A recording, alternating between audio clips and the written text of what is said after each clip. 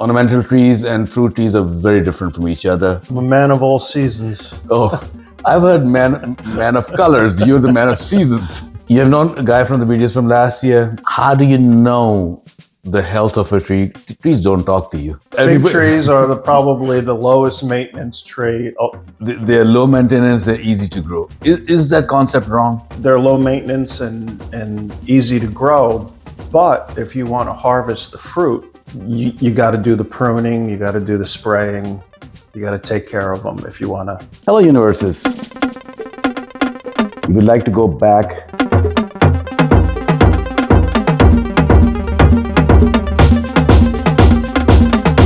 and let's be friends together.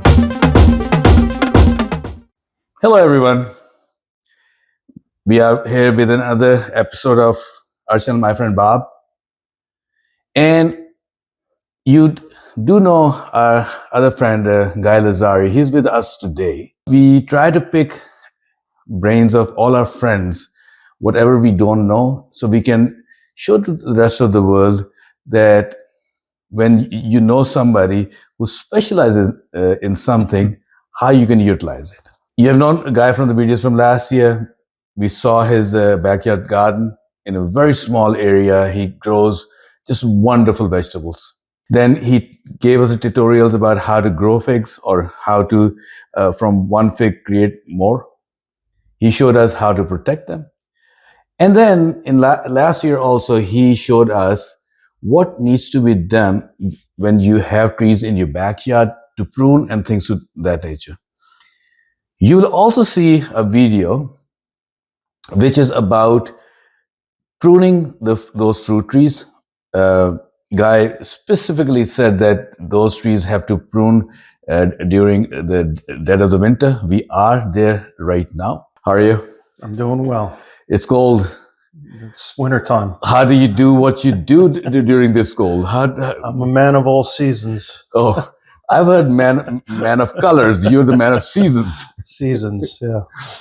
So, Guy, do want to pick your brain because ornamental trees and fruit trees are very different from each other. Mm-hmm.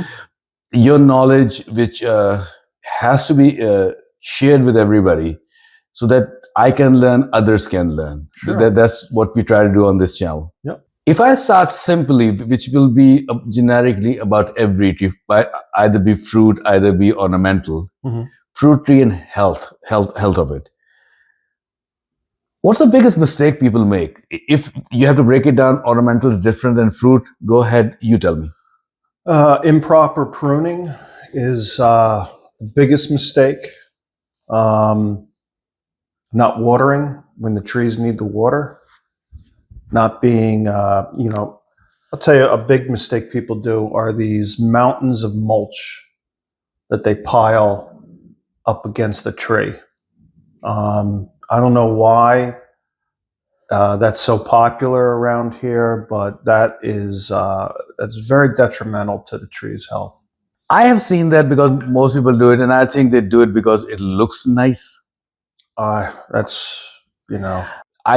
I ask anybody, and if you would ask me 20 years ago, I don't think I would have told you that I'm doing it because of weeds. I would have just said, "Oh, it looks nice." Well, I'm not saying, it's nice to have, a bed and mulch around the tree, but when you see these trees that are just piled up with mulch, part of the reason I think they do it is because they're not properly planted. It seems like whoever is planting these trees, they dig a shallow hole and they put the root ball on top of the hole and then fill it with mulch. What happens is you get all the root system gets into that mulch and starts to wrap around the tree, and they call that girdling root.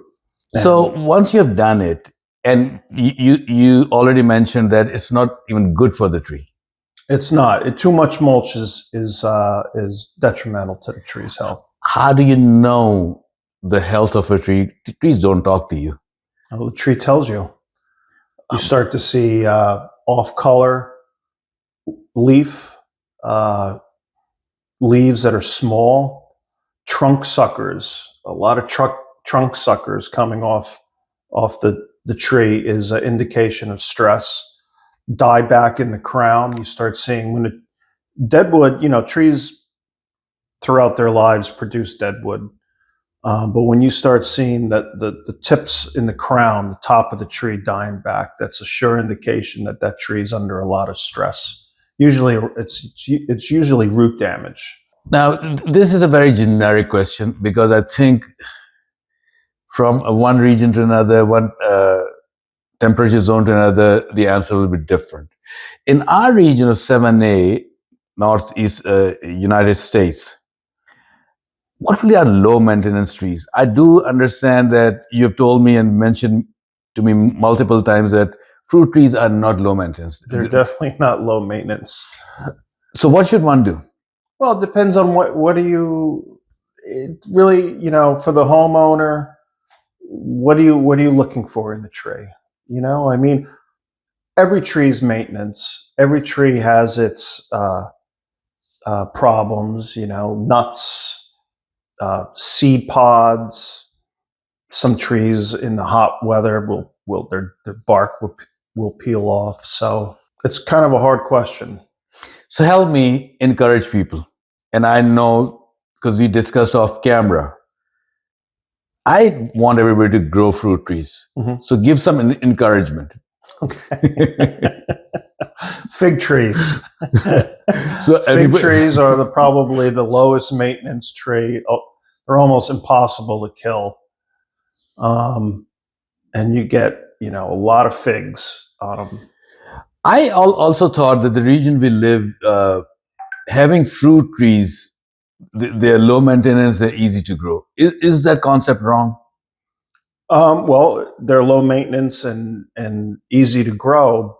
But if you want to harvest the fruit, that's when the work comes in.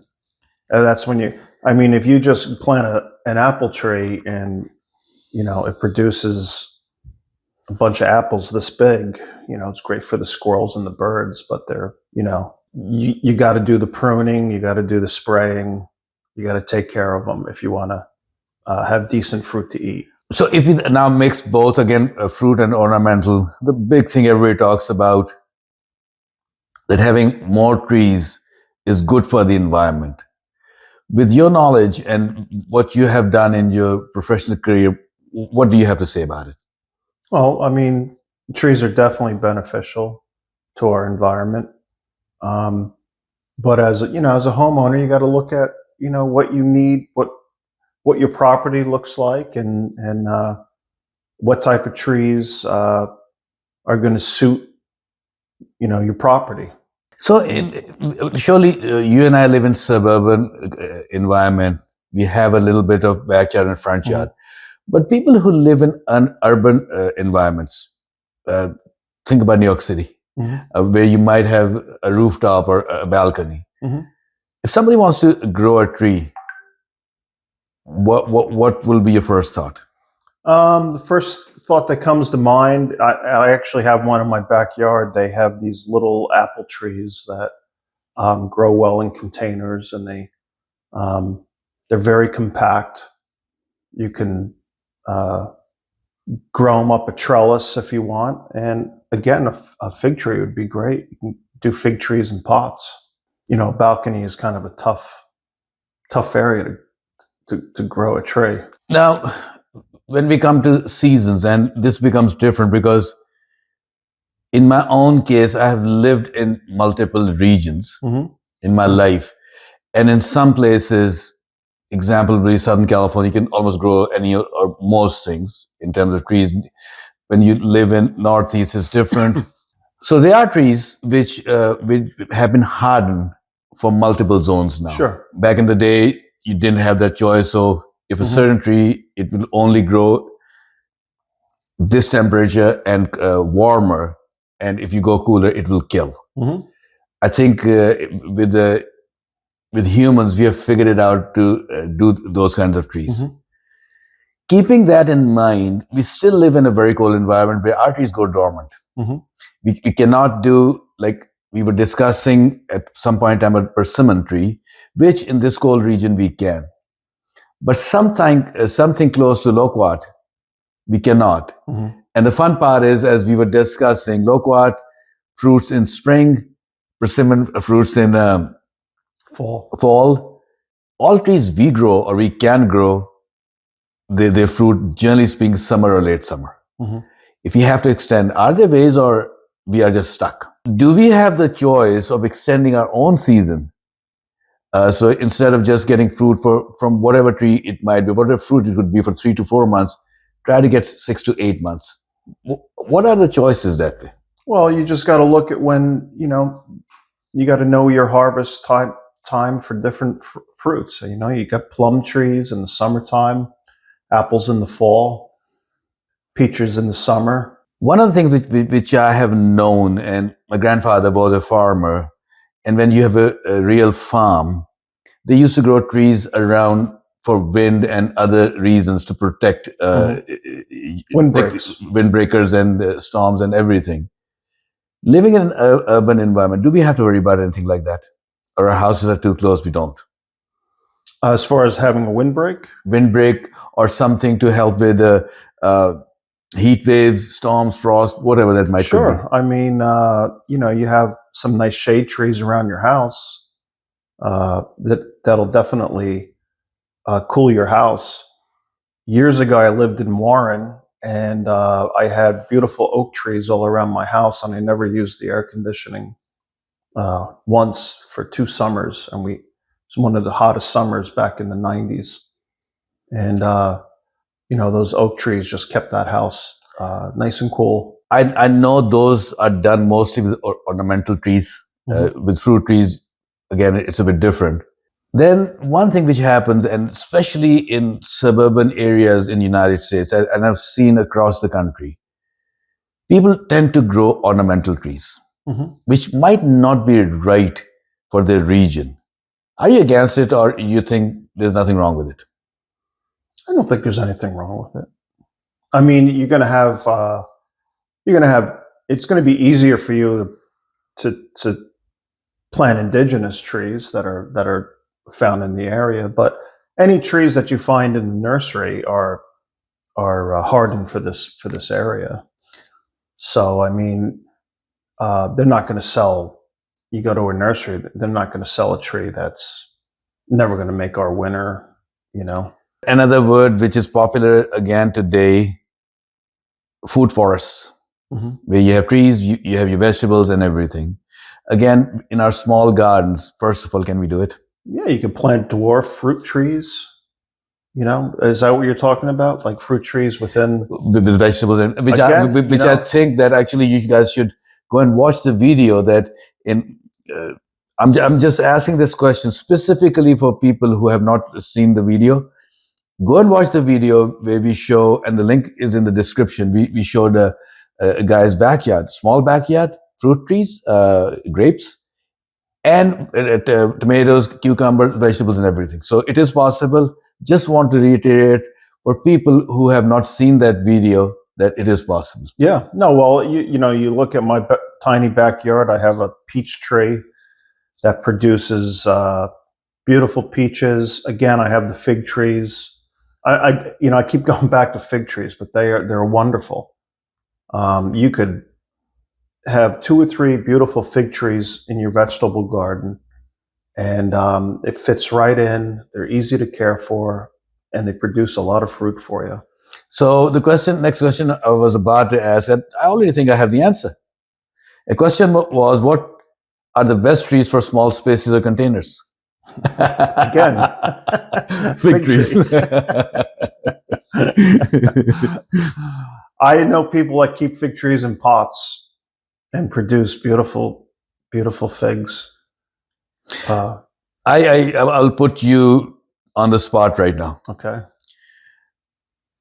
Can you share a personal story, interesting fact about trees that surprised you, professional life, personal life, something that people will like, wow. Well, I'm in the woods a lot also, and I can't tell you how many times I've seen trees that have blown over in a storm. And they just stand up. They send their shoots up.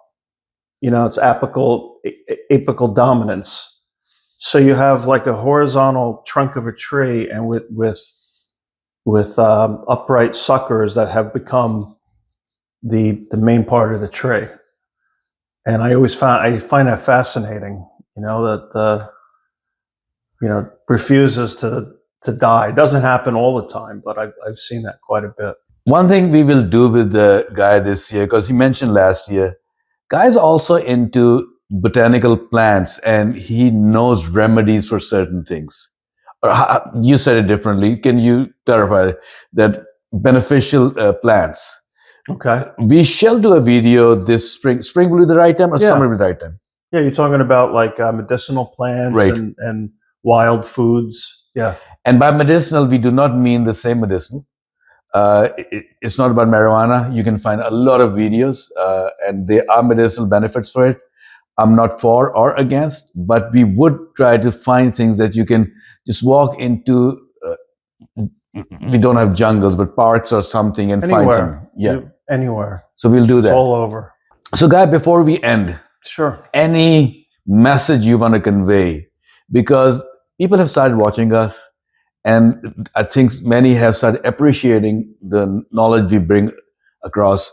So our subject today was trees. Anything you would like to share? I love trees, and I always tell people, you have this enormous oak tree in the backyard, and people want to take it out, because there's too many leaves, and that tree started from a little acorn. I always find that, fascinating. That this enormous organism started from this little seed. For that matter, I have trees in this house, and I've lived on this property for over 20 years now. And there were trees that I almost started as stick. They are 5 times taller than I am. Yeah, it's amazing. And the trunk is actually thicker than my own legs. Mm-hmm. And it's an amazing story. I sometimes say, if during summer you're sitting outside and there's a breeze, you almost feel like the trees are talking back to you. Mm. So it's an amazing feeling. And I hope that people who are backyard gardeners can also start thinking about having some trees. And you don't have to have full-size trees also. In this day and age, you can find 3 different sizes, if not 4, three sizes. Yeah, there's mid-sized trees. Right. And you just have to know, you have to sit down and figure out what you need, what you want, and what's practical. And, if you want shade for your house, there's plenty of shade trees. If you want trees that flower, ornamental trees that flower, there's plenty of those. And you can actually have, when I do plantings for my customers, I try to always have flowers throughout the season, because there's trees that flower in the spring, they flower in the summer, fall color, witch hazel flowers in the wintertime. So the message for today is, don't be scared of having trees, but do plant them ahead, because they do tend to grow tall, and they're perennials. They're not like your tomatoes that it went tall, but you can pull it out because it's an annual. So you have to do a little bit of research. A little research. And once you do it, you'll appreciate it a lot. Thank you, guys, for coming over. Always a pleasure. I hope that you saw something new. I hope we were able to bring you some subject from an expert who knows this and has been doing it for a very long time. Keep on watching. Watch our video next week, and we'll be back. Like and subscribe. Thank you so much.